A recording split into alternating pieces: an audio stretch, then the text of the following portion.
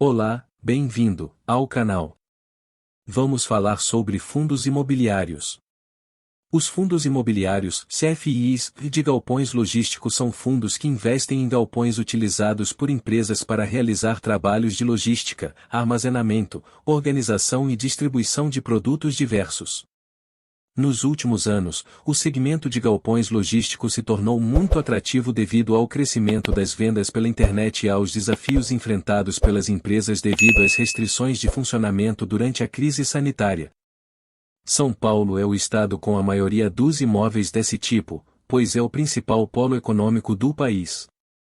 Apesar de ser o segmento mais antigo dos FIs, o setor de galpões logístico tem passado por um ciclo de estabilidade, com poucas opções de bons fundos e desempenho mediano.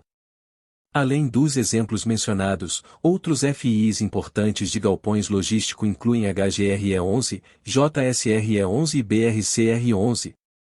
A demanda por esses imóveis tem aumentado cada vez mais, e isso tem resultado em uma baixa vacância dos imóveis no segmento e em repasse da inflação nos aluguéis, o que pode resultar em um bom desempenho dos fundos e rendimentos elevados para os cotistas a longo prazo. Já os fundos de hotéis são um dos segmentos que foram mais afetados pelas medidas de restrições econômicas adotadas pelos governos nos últimos anos. É um setor com poucos fundos imobiliários e muitos deles apresentam problemas, com alguns suspendendo os pagamentos de dividendos por anos. Os fundos desse setor estão sofrendo com uma grande desvalorização e não há boas perspectivas de recuperação para um futuro próximo.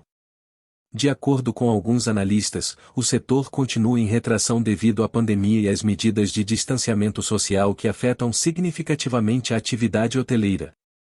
Alguns exemplos de fundos de hotéis são o HTMX11, XPHT11 e MGHT11. Em resumo, embora alguns setores imobiliários estejam em crescimento, os fundos de hotéis não estão em uma boa situação, e os investidores devem avaliar cuidadosamente as perspectivas do setor antes de investir. Os fundos imobiliários de shoppings no Brasil têm uma atratividade muito grande devido ao fato de serem um local de comércio, alimentação, entretenimento e lazer, que atraem milhões de pessoas. Após o impacto das medidas de fechamento devido à pandemia, a maioria dos shoppings já está apresentando números operacionais superiores aos de 2019, o que ameniza os riscos de vacância, inadimplência e perdas de receita.